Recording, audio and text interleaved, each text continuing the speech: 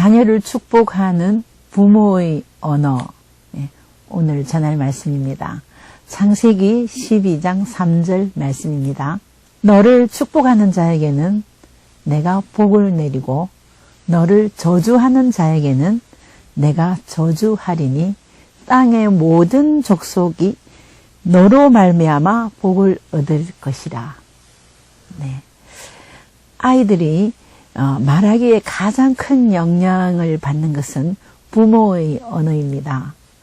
아이들은 자라면서 부모의 말씨 그리고 억양 심지어는 목소리까지 닮아간다고 합니다.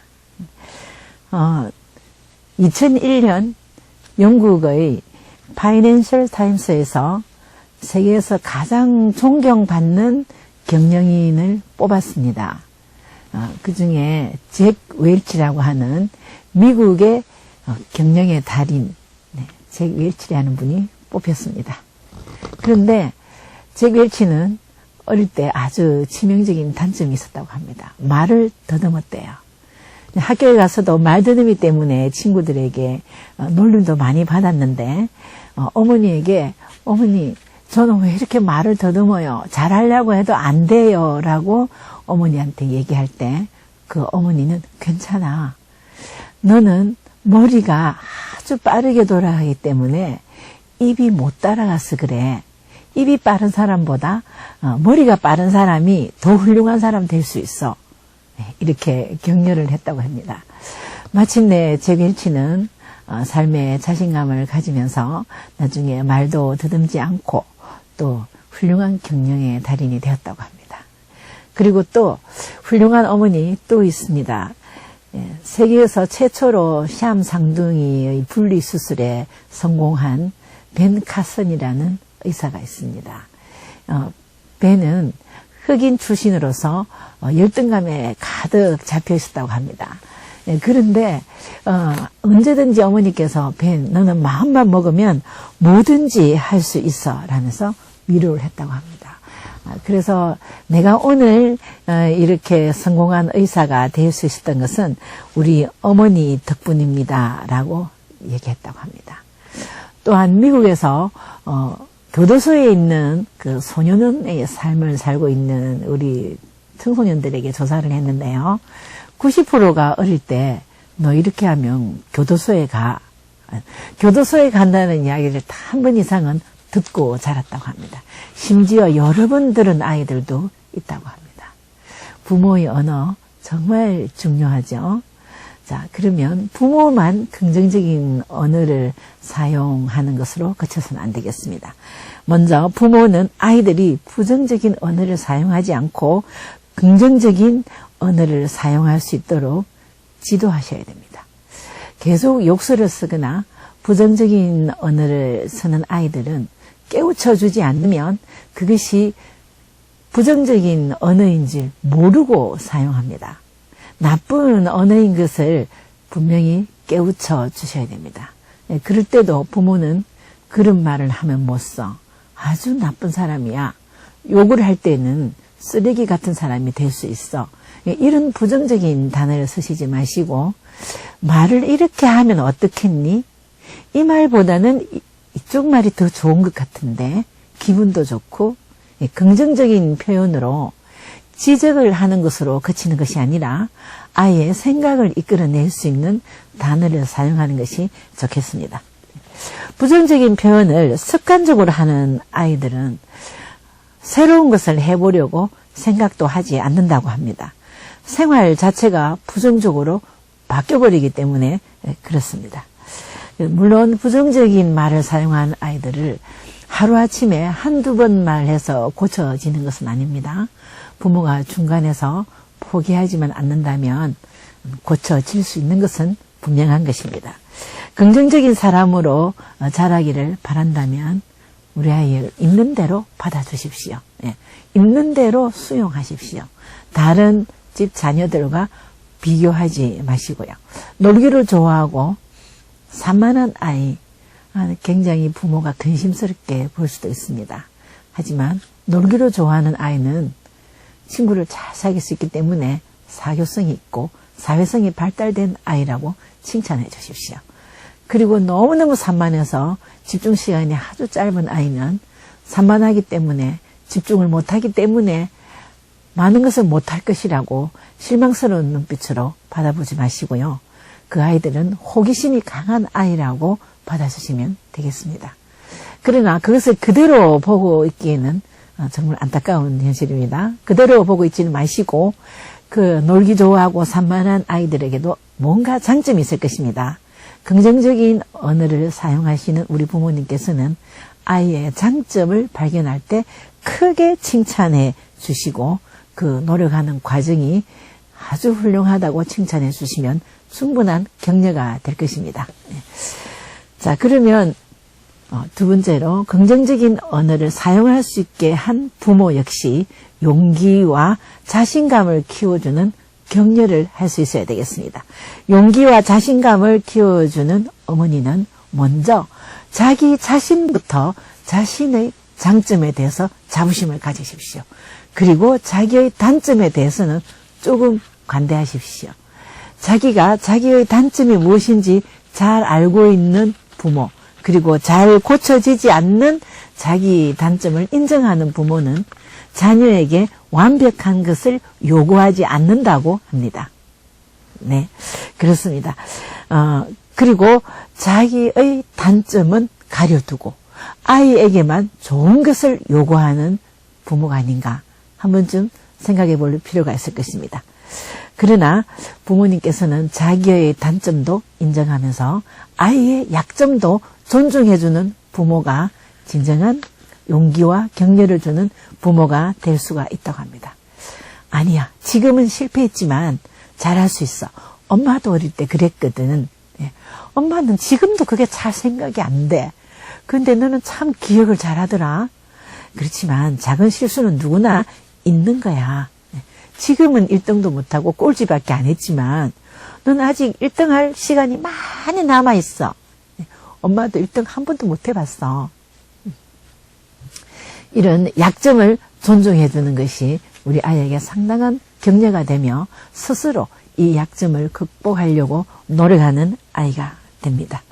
그래야만이 그 약점을 이용해서 성공의 단계로 도약할 수 있는 것입니다.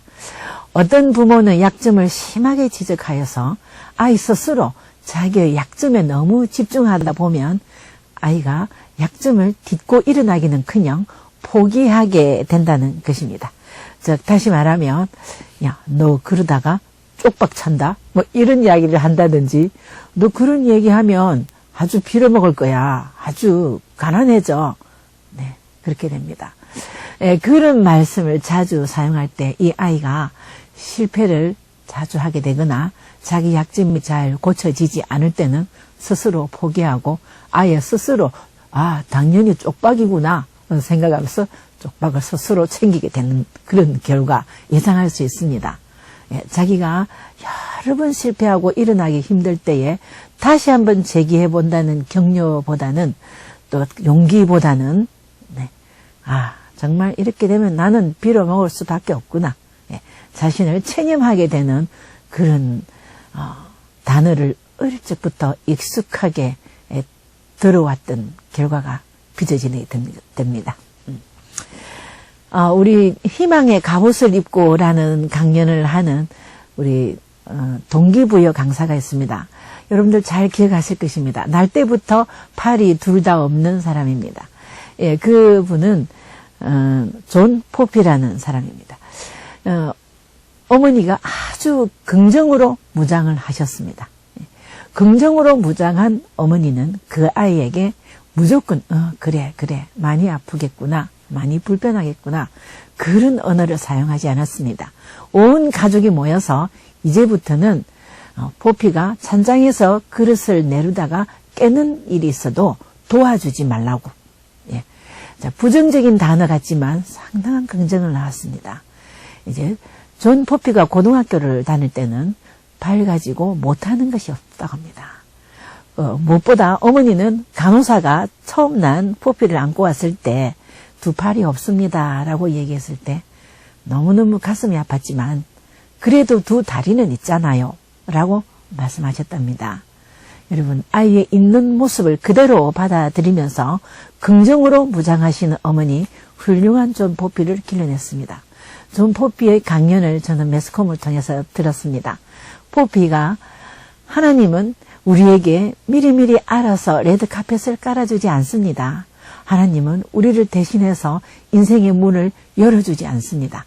그러나 하나님은 우리와 동행한다고 말씀하셨습니다. 그것면 됐지. 뭘 더 바라요? 이런 강연을 하는 것을 제가 들었습니다. 여러분, 얼마나 긍정적입니까? 두 팔이 없는 사람이 뭘 더 바라느냐고 이야기할 수 있는 자신감. 네. 포피는 지금도 세계 여러 곳에서 두 팔이 있으면서도 절망에 빠진 사람들에게 용기를 주는 동기부여 강사로서 하나님의 도구로서 사용되고 있는 것입니다. 여러분, 우리는 자녀를 어떻게 섬겨야 할까요? 축복의 언어로 섬기면 복을 만들어줄 수 있고, 불평과 불만과 원망의 목소리로 그런 언어로 자녀를 섬기면 그 자녀는 불행해지는 것은 뻔한 것입니다. 그러면 긍정적인 언어를 성경적으로 어떻게 이해해야 할까요? 네, 민수기 14장 28절 말씀. 너의 말이 내 귀에 들리는 대로 너희가 말하는 대로 행하리라. 네. 그리고 이사야 57장 19절. 입술의 열매를 창조하시는 나 여호와라고 하셨습니다. 우리의 입술에 어떤 말로 열매를 맺을 것입니까? 그대로 여호와께서는 들으시고 그것대로 행하신다고 하셨습니다. 그러면 당연히 축복의 언어가 우리의 입술의 열매가 될 때 하나님께서는 축복의 말을 들으시고 복을 지으실 것입니다. 오늘 본문 말씀에도 너를 축복하는 자에게 내가 복을 내리고 너를 저주하는 자에게 내가 저주하리라고 했습니다. 자녀를 축복하는 부모에게 복을 내리고 자녀를 저주하고 자녀의 마음을 노엽게 하는 자에게 저주를 내린다는 것입니다. 네.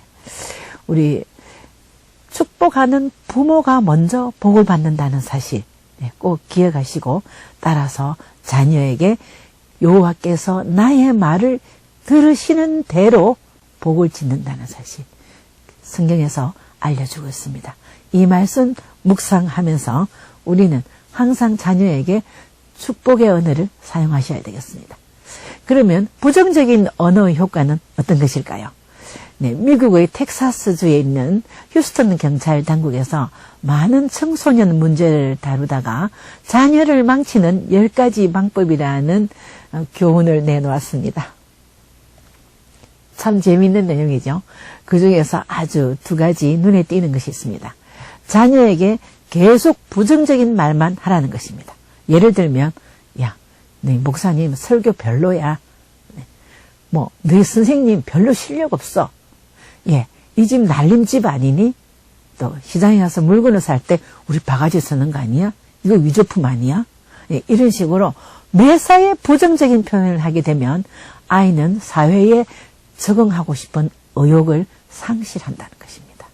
예, 불신이 형성된 것이죠. 그리고 또 아이가 무엇을 하든지 그대로 내버려 두라는 것입니다.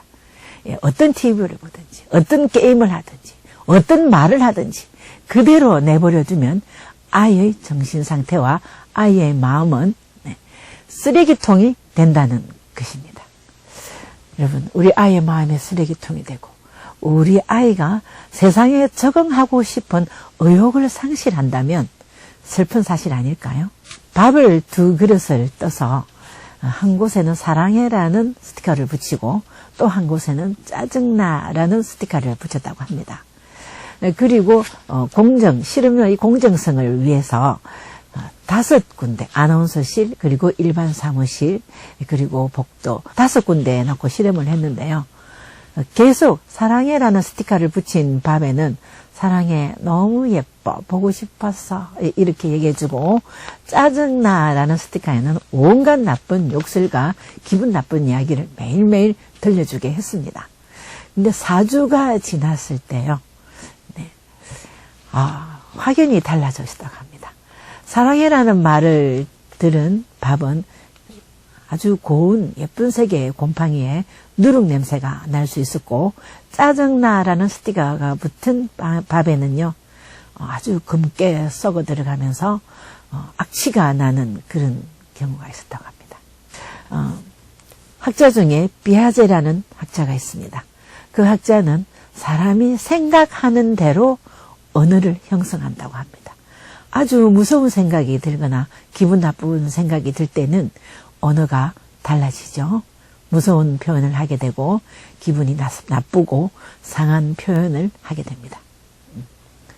그런데 그 후에 비고스키라는 학자는 그것도 맞지만 어떤 언어를 사용하느냐에 따라서 사고가 달라진다. 언어가 먼저라고 연구를 해냈습니다. 내가 싫어. 그만할래. 이러면 벌써 생각이 그만하는 쪽으로 간다는 거예요. 야, 재밌겠다. 신나겠다.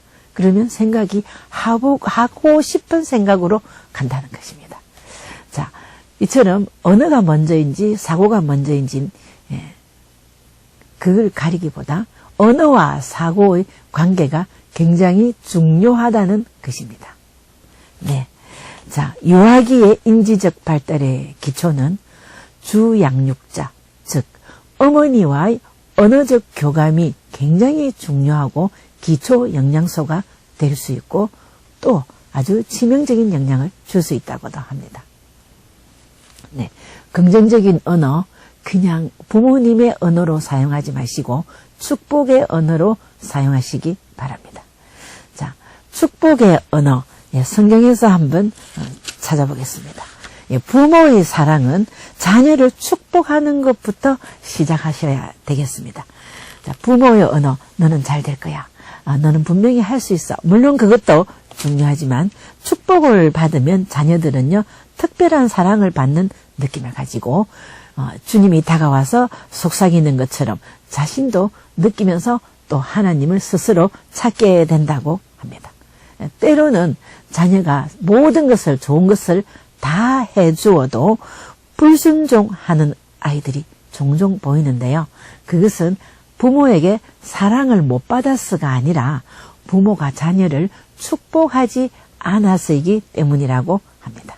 이제 축복의 은혜를 한번 살펴보겠습니다. 이사야 41장 10절입니다. 두려워 말라. 내가 너와 함께함이라. 놀라지 말라. 내 하나님이 됨이라. 내가 너를 굳세게 하리라. 참으로 너를 도우리라. 참으로 나의 의로운 오른손으로 너를 붙들리라. 오늘 아침에 아이들을 내보내면서 혹시나 성경 말씀 한 구절 귀에 넣어서 보내셨습니까? 네. 아니면 돌아오는 저녁에라도 잠자기 전에라도 동화책을 읽어주기보다 말씀으로 축복해 주십시오. 또 있습니다. 사랑하는 자여, 내 영혼이 잘됨 같이 내가 범사가 잘되고 강건하기를 내가 간구하노라. 네, 예수께서 성경 말씀에 이런 우리를 복되게 하는 말씀 가르쳐 주셨습니다. 예, 요한 3서 1장 2절 말씀이었습니다. 또한 제가 제일 좋아하는 말씀이 히브리서에 있습니다. 가라사대 내가 반드시 복주고 복주며 너를 번성케 하고 번성케 하리라 하셨더니. 네. 자, 모든 말씀 속에서 복주고 복주고 번성케 하고 번성케 하고 얼마나 축복의 말씀이십니까? 네. 부모님께서는 부모의 말로 축복할 때는 사실은 그 축복도 부모의 수준밖에 되지 않을 것입니다. 말씀으로 축복할 때는 하나님의 능력으로 복을 받게 됩니다. 네. 또 너의 행사를 여호와께 맡기라. 그리하면 너의 경영하는 것이 이루리라. 잠언 16장 3절 말씀입니다. 네. 또 이사야 58장 9절 말씀입니다. 너가 부를 때에는 나 여호와가 응답하겠고 너가 부르짖을 때에는 말하기를 내가 여기 있다 하리라. 너는 분명히 하나님의 축복받을 아이야. 하나님의 축복 속에서 태어난 아이야. 이런 말씀으로 아이에게 복을 심어 주십시오. 또한 성경 속에서도 축복받은 모델의 인물의 모델에 많이 있습니다. 모세는 어머니 요게벳의 기도의 축복을 자랐습니다. 축복을 받고 자랐습니다. 또한 디모데는 어머니 유니게와 할머니 로이스의 축복 기도 속에 신앙을 본받고 자랐습니다. 아마 디모데는 아버지의 이야기는 없는 것 보니까 아버지는 불신자였지 않았나 생각도 해봐요. 그렇게 본다면 이렇게 엄마 아빠가 다 기도하시는 분이 아니라도 한 분만 열심히 축복하고 기도해도 디모데처럼 에베소 교회를 목회하는 훌륭한 사람으로 자랄 수 있다는 것입니다. 또한 아브라함이 이삭을 축복했고 이삭이 야곱을 축복했고 또한 야곱이 요셉의 형제 12명 모두와 요셉의 아들 둘까지 축복을 해주셨습니다. 사무엘은 엘가나와 한나의 기도의 축복이 있었고 삼손은 아버지 마노아의 축복의 기도가 있었던 것을 알 수 있습니다. 그리고 이제 그러면 부모가 축복하는 것도 중요하지만 스스로 자녀가 긍정적인 언어를 사용하게 하는 방법은 감사입니다.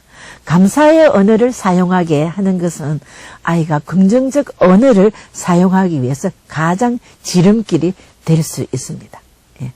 사람이 얼마나 행복한가를 아는 것은요, 그 입술에 나오는 감사의 깊이에 따라 알 수 있다고 합니다. 그러니까 감사와 행복이 비례한다고 볼 수 있죠. 시련이 아무리 크다 할지라도 구원받은 모든 성도들은 자기가 죄인인 것을 인정할 때에 감사할 이유는 얼마든지 있습니다. 그가 우리에게 어떤 것을 주시든지 간에 우리는 하나님께 감사해야 됩니다. 감사는 사탄을 물리치는 최고의 확실한 방법입니다. 자, 감사 역시 우리는 성경에서 찾아보면서 오늘도 감사하는 방법을 가르쳐 주셔야 되겠습니다. 자, 시편 139편에 보면요. 너의 앉고 일었음을 알고 너의 모든 행위를 알고 다 알 수 있다고. 왜냐? 창세기 1장 2절에 이는 내 형상대로 너를 지었기 때문에 나는 알 수 있어. 너를 다 아시는 하나님 얼마나 감사하냐고. 그렇게 또 요한 1서 3장 4절에 보면 항상 나는 너와 함께 있는 사랑이다. 그리고 아낌없이 이 사랑을 너에게 줄 것이다. 나는 너 아비니까. 이런 말씀을 들려주면서 감사를 가르쳐 주시기 바랍니다. 그리고 예레미야 32장 40절에는 너에게 복 주기를 멈추지 않는다는 것입니다. 여러분, 감사로 아이들에게 긍정적인 언어를 사용할 수 있도록 만들어주시는 부모, 그러면 어떻게 기도해야 할까요? 감사로 제사를 드리는 자가 나를 영화롭게 한다 했습니다. 감사를 할 때마다 하나님을 영화롭게 한다는 이야기지요. 그리고 마지막 에베소 5장 4절에 누추함과 어리석은 말이나 희롱의 말이 마땅하지 아니하나 오히려 감사하는 말을 하라고 했습니다. 오늘 한 주간 동안 다음 만날 때까지 자녀의 삶이 빛나는 긍정적인 언어, 감사로 하나님께 영광 돌리는 자녀가 되게 해달라는 기도하시고 감사로 누추한 말 대신할 수 있도록 살아가는 아이들 되게 해달라고 기도하는 성도님들 되시기 바랍니다. 감사합니다.